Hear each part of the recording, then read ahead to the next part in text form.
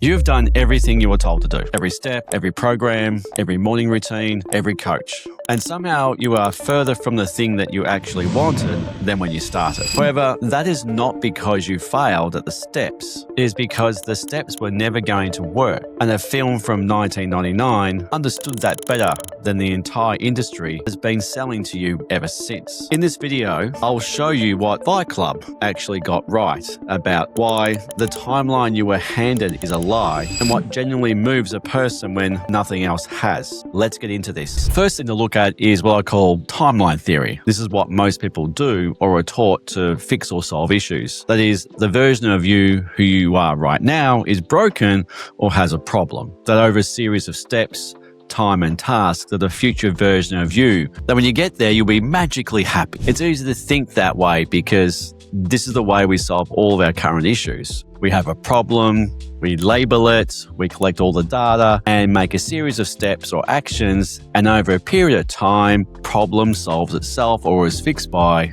the actions and steps we've taken. And because it works so well in most places in our life, we adapt the same processes to ourselves. And it doesn't work. And when I first walk people through the way that I work versus this way, especially the part where we're not going to do anything or any steps, they look confused, which I get is okay.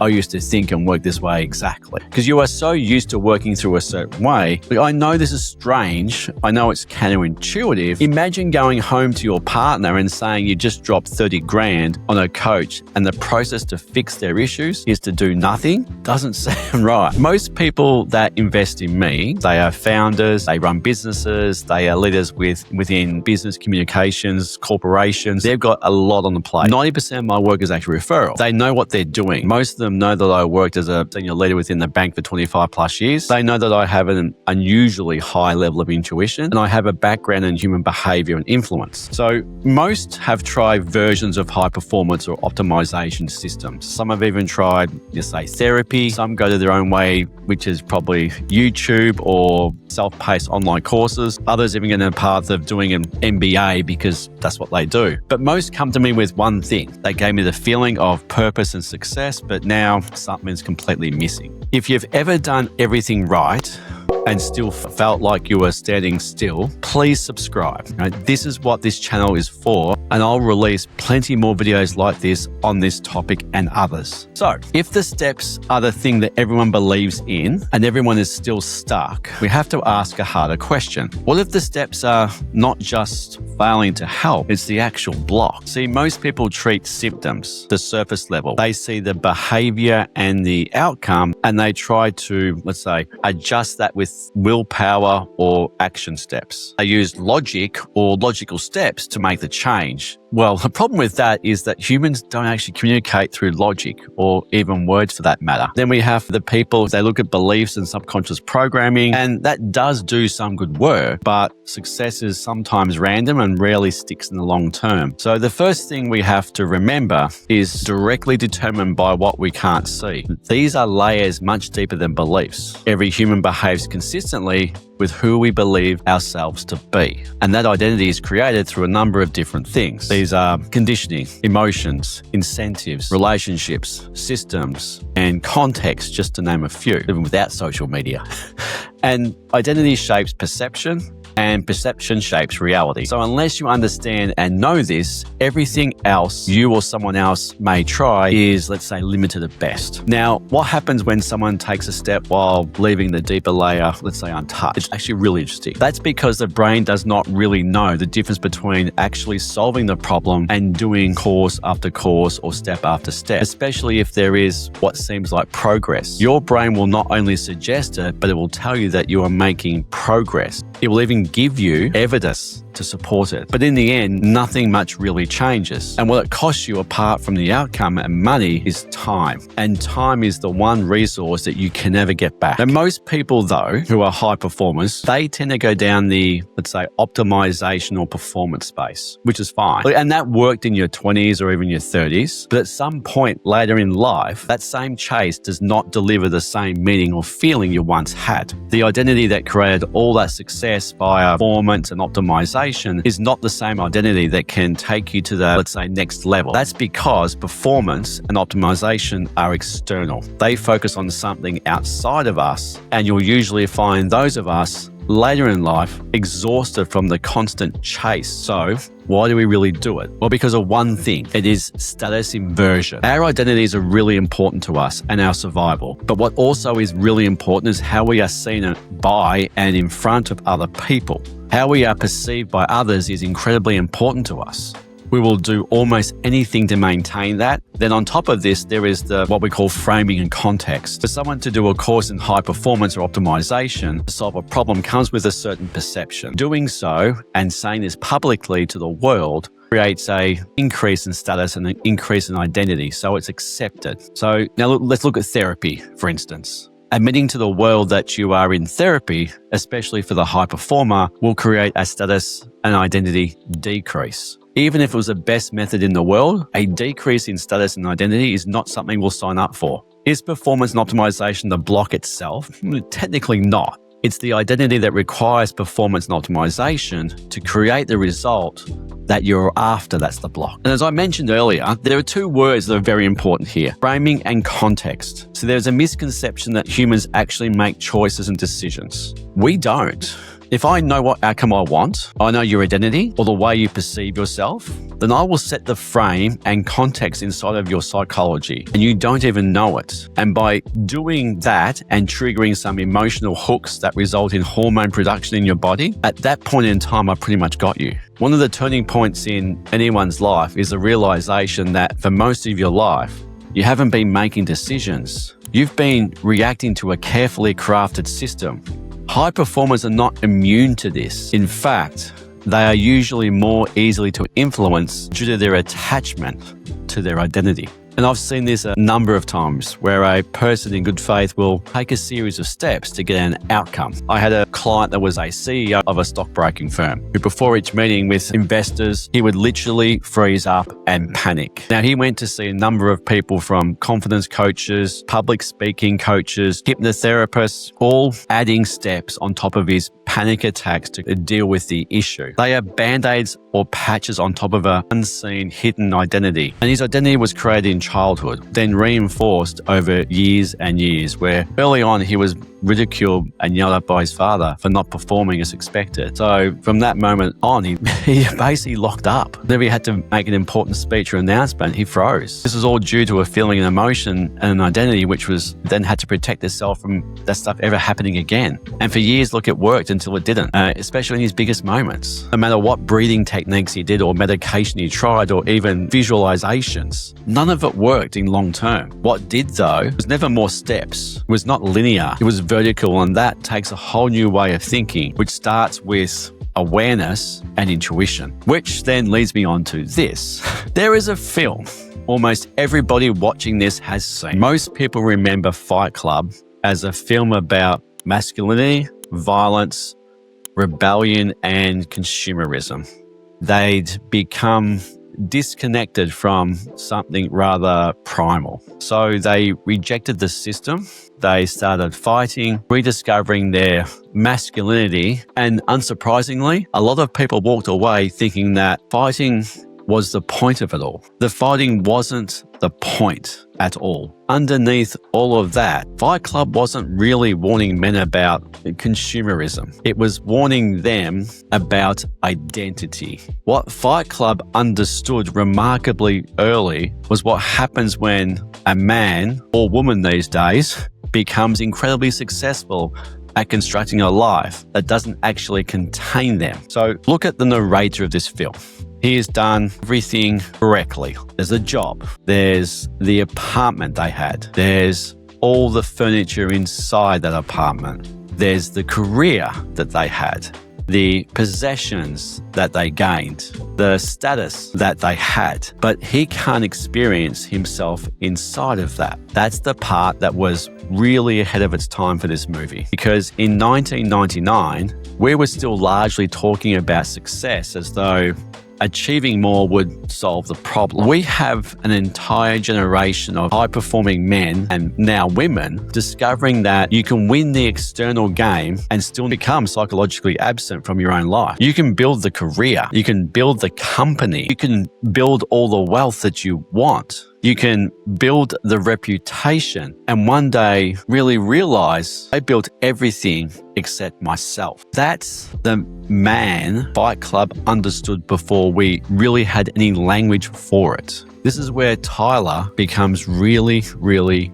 interesting. Tyler represents everything the narrator of the film believes he isn't allowed to be, which is certain, free, dangerous for one, sexual for sure, unapologetic would be another one, concerned with approval, especially externally. So the narrator creates an identity capable of escaping the identity he already created. And it looks like transformation from the outside, but it isn't. It's another performance. He hasn't discovered who he really is. He's constructed another version of who he thinks he needs to become. That's really important. And people do exactly the same thing with self-improvement. They become the disciplined version, the optimized version, the healed person, the spiritual person, the high performance person, the, let's say nowadays, emotionally intelligent person, the person with the morning routine, the cold plunge, the journal, the supplements, the therapist, the coach, and the retreat. Different costumes, okay? Same mechanism all over. The original identity says, I need to become successful enough, finally be okay. Self-improvement says, I need to become improved enough to finally be okay. The destination has changed, but the identity never did. It didn't. That's why this keeps happening to so many people, because we're trying to use the identity that created the problems to construct an identity that will supposedly solve the problems. And it doesn't. Because instead of listening to the warning, we, better word, industrialize the problem. We built an enormous industry around becoming more, adding shit on, or productive, or disciplined, or resilient, words used a lot these days, more successful, more conscious for the spiritual people, more optimized, more healed. Let's say, the personal development space or industry largely took the same psychological mechanisms of Fight Club, which it was exposing, and turned it into a multi-billion-dollar product. Instead of asking, why do you believe you're inadequate in the first place? It says, here's how to become better. So dissatisfaction with the constructed self became another opportunity to construct a better version of self or better self. That's why a film from 1999 can still feel more confronting than much of what has come even since, because it wasn't teaching the narrator of the film how to optimize his existing identity. It completely destroyed it. And then it shows us something even more probably uncomfortable. Escaping one identity by constructing another one isn't freedom either. And this is where it becomes, let's say, rather personal, because someone watching this right now will be probably or maybe thinking, but Greg, I'm actually doing all the work.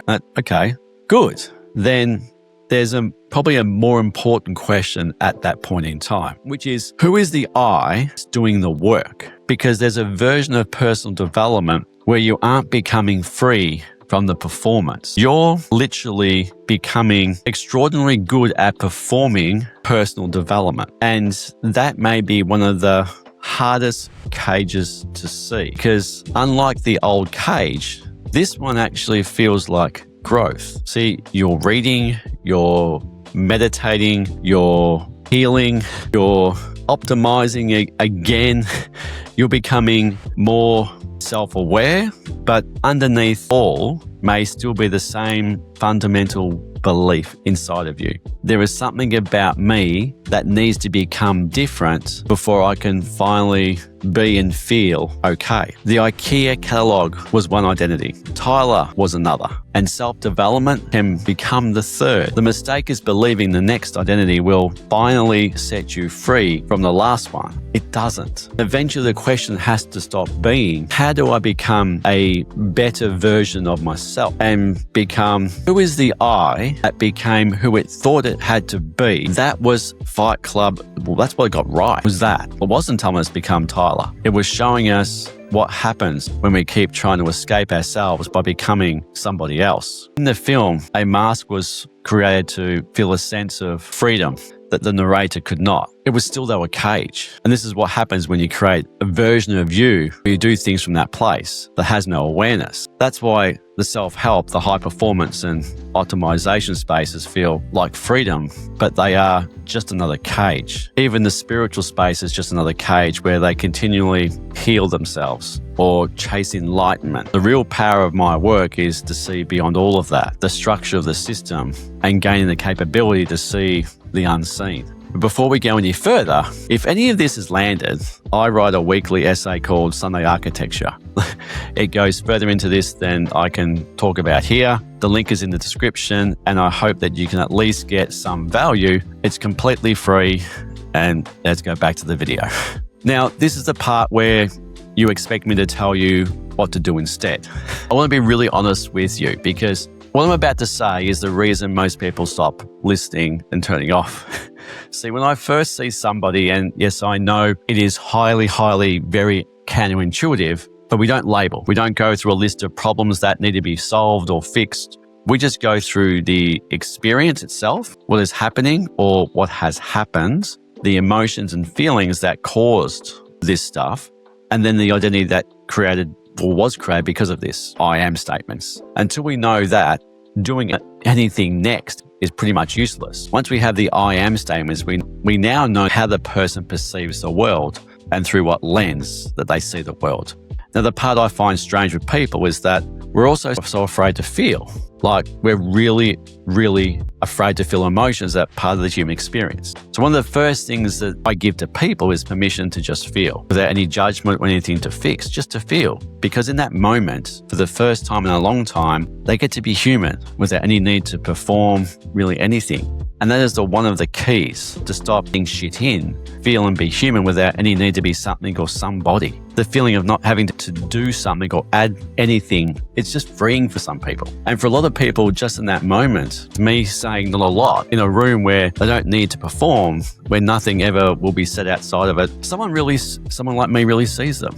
Not the mask, not the performance, the real version they have been hiding beneath the mask for all those years without any judgment. And the sheer power in one person seeing another person beyond the performance, that's liberating in that place. And look, I can't teach you everything in this video, like I said, but what I can say is that awareness and curiosity is a real key to this. We overcomplicate stuff because we think that if it's too simple, it mustn't be good. But this is the complete opposite, and it usually is. Once you see how human identity and perception create and influence reality, you can't unsee it. And then what I've been saying all along, which is the number one thing or number one skill in the world is human behavior. The ability to see the unseen, because when you've got that and you master that, it gives you agency. And agency gives you authorship in your life. One important part I did leave out, right? This part's acceptance. We can't change what happened, nor should we. What has happened to us and the places it takes us to, although hard to go through, is really important. These situations and experiences make us who we really are. They show us aspects of ourselves that give rise to a version of us, well, that in the end, we're actually seeking. The darkness is a path to the light. They coexist. And just having permission to feel, accept, see, and feel again will give you more of what you are seeking than 10 years of doing more shit. The part that you start to understand, which is real magic with this, is that you get to where you want to. The process is not in doing more, it's in doing nothing or a lot less. And yes, it sounds a bit mystical, but hey, nothing else tend to be working for a lot of people. So people start thinking, what am I on? Telling me that on this journey, you'll do nothing and you'll create what you want. And then people really start to get it. Then they laugh and they usually, with this like, fuck you, Greg, I can see it now. Had I not seen this before? And it goes from this traumatic follow the problem crap and fix it to a fun exploration of life. And I want to give you the closest thing I have to proof. Though it will not pretty much look like proof you are used to being shown by a lot of people. I started off with a client. She was 10 years in seeing all kinds of psychologists and different kinds of coaches. She was referred on to me by a friend of mine. She did not really have much of an idea what was going to happen, apart from you need to see this guy and have no expectations because it won't be anything like you've seen before. So we just talked a bit about her, a bit about me. Little did she know what I was actually doing. She didn't have to either. I talked about the do nothing method, which she looked puzzled with, how humans work psychologically, what working with me would be like and what I expect. She was a very, very high performer and she wore it very well, like director of a company and holding it all together externally for everybody else. I did not find this part out until later on. After that first session, she actually sat in her car at the front for a good hour, really not knowing what had just happened and crying, but not crying from sadness, crying from joy. For the first time in a long time, someone had actually seen her without any agenda, judgment, or preconceived ideas. It was human to human again. In the previous 10 years of seeing many different sources, she never had the experience that she had with me in that one session. And it was, it's rather unorthodox, because it's meant to be. She got to drop the guard. Performance, she dropped all that stuff, but her life didn't fall in a heap. She got more pay rises, she got more responsibility, she got more respect. But like the big thing though, her life didn't implode. It did the exact opposite. And when she thought it was going to implode, and joked in the coming months that it's the biggest risk in her life she's ever taken. One, because everything in her head logically was saying not to work with me. It was the opposite of what everybody else does, and she paid like a pretty penny for this. And this is the weird part. It was like we were already working together because she had to trust her intuition, not her logic. In that moment, by making that choice, she started to unlock everything. In that moment, that choice made the shift that allowed this future to come together. And when people see this and they experience this, they not only intellectually know it, they feel it. And when I say feel it, they really feel it. And in that space, that's freedom. The remaining months, we laughed, we cried, we explored, and I had literally one thing to ask her, which is pretty much what I ask all my clients. You've got to pay it forward. Give this stuff to somebody else free, because when people are free from the cage that they create themselves, humanity and our human capability is literally unstoppable. We can do whatever we want. Now, also, you'll see that I don't have testimonials, and there's a real reason for that. The people I see, although what we do is rather remarkable and life-changing, it's done in the shadows. It's quiet. It's not even about me. The people that are closest to these people, as long as they see it, they know and they see the change, that's what really matters. But don't even bother asking. What we do is private and between us. There is no need for me to pester you into testimonials, and just by they themselves, by being who they are around their network and their people, is the greatest evidence they can give. It's the way they show up, the way they care, and the way that they not only love others, but love themselves. Because that's what matters the most. So, if you've got this far and you're wondering, I congratulate you on that.